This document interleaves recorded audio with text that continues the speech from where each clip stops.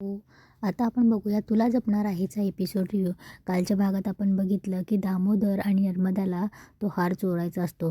ते वेदाच्या आणि अथर्वच्या खोलीत जातात आणि नर्मदा कशीबशी वेदापर्यंत पोहोचते आणि तो हार काढण्याचा प्रयत्न करते. पण नर्मदा हात काढत असतानाच वेदा चुकून झोपेत तिचा हात पकडते. नर्मदा थोडी दचकते. नर्मदा हळूच वेदाचा हात बाजूला करते आणि हळूच तो हार काढते आणि खूप खुश होते.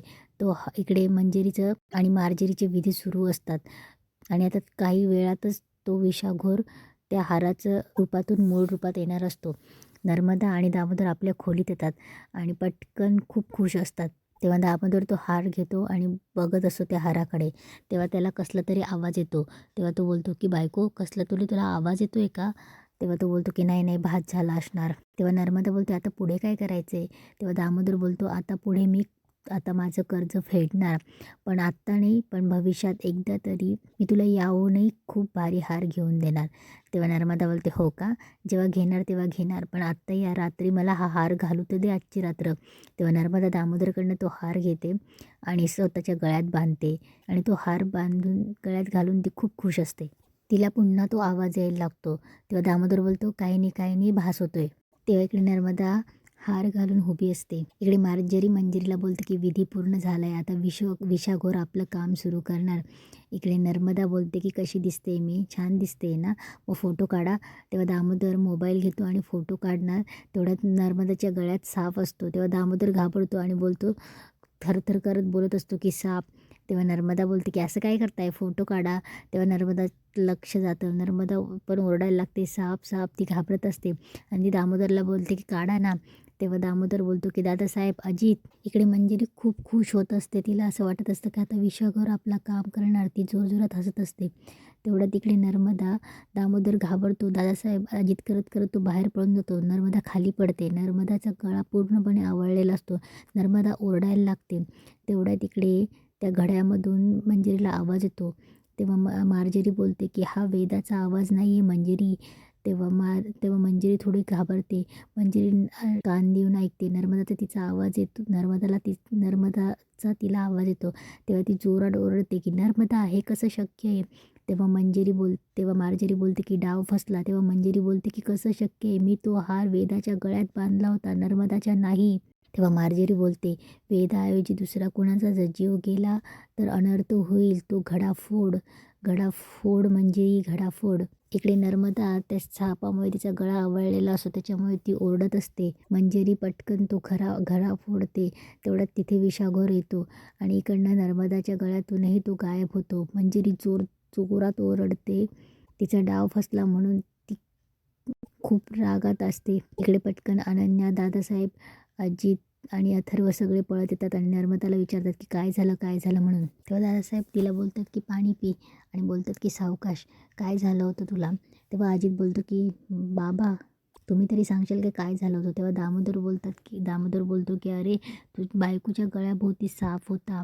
तेव्हा नर्मदा बोलते की हो, मला श्वासही घेता येत नव्हता.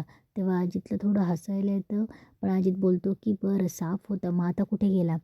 तेव्हा दामोदर बोलतो की इथेच कुठेतरी गेला असेल. तेवढा अजित घाबरतो, पटकन बेडवर चढतो आणि बोलतो की कुठे इथे घरातच असू शकतो. तेव्हा अथर्व अनन्या इकडे तिकडे बघतात. तेव्हा दादासाहेब बोलतात की अजी तू तर खाली, काय चाललंय तुझं. त्यांनी सांगितलं ना काही नाही इथे. अथर्व बोलतो की काही नसेल, भास असेल. तेव्हा दामोदर बोलतो की अरे आम्ही दोघांनी पाहिले, दोघांनाच एकत्र एका वेळी भास कसा होईल. तेव्हा दामोदर सांगत होतो काय झालं, हिच्या गळ्यात हार होता. तेव्हा नर्मदा पटकन बोलते म्हणजे हारासारखा गळ्यात साप होता, मला श्वासही घेता येत नव्हता आणि ती रडायला लागते, मला काही झालं असतं तर. तेव्हा दामोदर बोलतो हो, कोणीतरी काळी जादू केली आहे.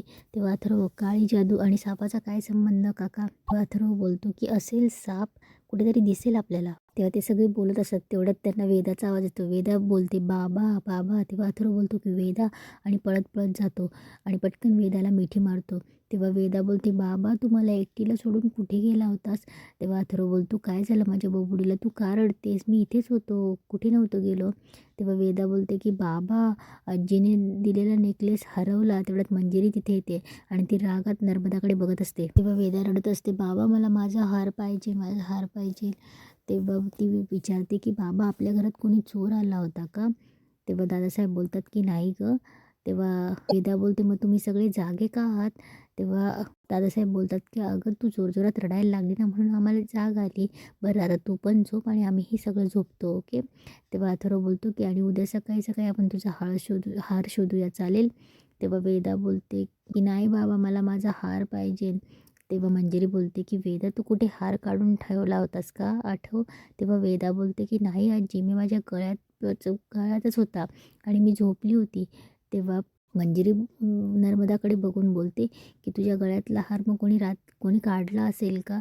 तेव्हा वेदा बोलते, की "आजी काय माहिती मी तर झोपली होती ना." तेव्हा वेदा बोलते, "बाबा मला माझा हार पाहिजे." तेव्हा अथर्व बोलतो, "हो बेटा, हे बघ आता सगळे झोपायचं आहे ना सगळ्यांना पण.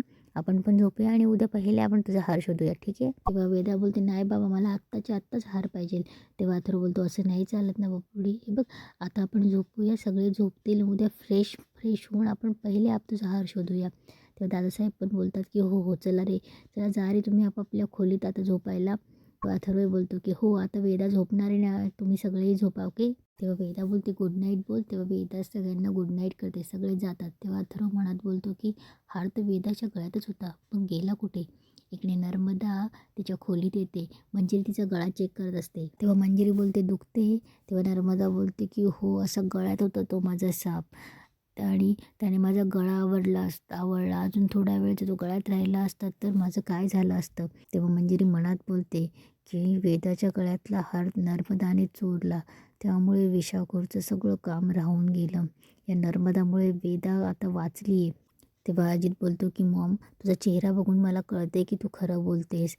ह्या घरात आहे ना वेदा, अथर्व आणि मीरासोबतच काही घडलं ना तरच सगळ्यांचा विश्वास बसतो." तेव्हा दादासाहेब बोलतात, की "अजित या घरात कधीही दुजाभाव केला जात नाही." तेव्हा दादासाहेब बोलतात, की "नाही विचित्र काहीतरी घडते हे मान्य आहे मला." तेव्हा मंजिरी बोलते, की "अजित तुझ्या आईला काही झालं नाही हे नशीब." तेव्हा अजित बोलतो, "आणि यापुढे झालं तर?" तेव्हा दादासाहेब बोलतात, की "नाही होणार.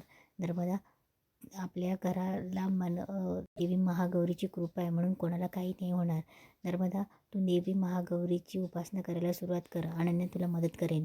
तेव्हा मंजिरी शंकेने तिच्या गळ्याकडे बघत असते. नर्मदा तिच्याकडे बघते. इकडे सकाळी अनन्या आणि नर्मदा महागौरीची पूजेची तयारी करत असतात. तेवढ्यात दामोदर येतो गजरा घेऊन आणि तिच्या खांद्यावर ठेवतो. तेव्हा नेमकं तिचं रात्रीचं आठवत असतं. तेव्हा ते गजरा ठेवल्यावर ती जोरात ओरडते, "साप साप." तेव्हा दामोदर बोलतो, "हा गजरा आहे." तेव्हा नर्मदा बोलते, की "मग सांगता नाहीत का देताना?" तेव्हा दामोदर बोलतो, "तूच आणायला सांगितला होतास ना?" तेव्हा अनन्या बोलते, की "रिलॅक्स." तेवढं तिथे मंजिरी येते. मंजिरी बोलते, की "काय झालं?" तेव्हा नर्मदा बोलते, की "काही नाही, कालचं ते सगळं डोळ्यासमोर आलं." तेव्हा मंजिरी बोलते, की "नर्मदा कसं आहे ना आपल्यासोबत काही गोष्टी घडतात ना त्याचा संबंध कशाच तरी असतो, हो ना?" तेव्हा नर्मदा बोलते, की "नाही तसं काही नाही आहे." तेव्हा अनन्या बोलते, की "आत्या तू आता टेन्शन नको घेऊ. तू महागौरीची पूजा व्यवस्थित कर. सगळं काही आपल्या घरात ठीक होईल." तेव्हा मंजिरी मनात बोलत असते, की "काही या घरात मी ठीक होऊ देणार नाही. आता एकामागे एक घाव करत राहील आणि एकामागून एक घाव करत राहायचं तेही फक्त एकाच ठिकाणी." तेवढ्यात देवी आजी बोलते, "आणि त्याच ठिकाणी ज्या घरात देवी महागौरीचा वास असतो." तेवढ्यात मंजिरी चकित होऊन आजीकडे बघते. तेवढ्यात अनन्या बोलते, "आजी." आणि आजीला घेऊन घरात येते आणि बोलते, की "नमस्कार करते आजी. तुम्ही मीरा वहिनीला भेटायला आल्या आहेत ना? पण अजून मीरा वहिनी आलीच नाही." तेव्हा आजी बोलते, "बरं बरं अगं तुम्ही मार्गशीर्ष महिन्याची गुरुवारची गुरुवार करतायत ना?"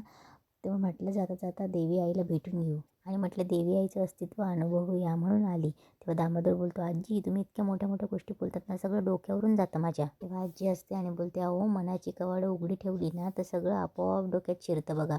तेव्हा आजी बोलते, "अनन्या वेदा कुठे आहे गं? तिला देण्यासाठी काहीतरी आणलंय हं मी." तेव्हा नर्मदा बोलते, "काय?" तेव्हा आजी बोलते, "हार आणलाय मी तिच्यासाठी गळ्यात घालायला." तेव्हा मंजिरीला एकदमच टेन्शन येतं. तेव्हा आजी बोलते, "वेदा कुठे आहे?" आणि इथेच आजचा एपिसोड संपतो.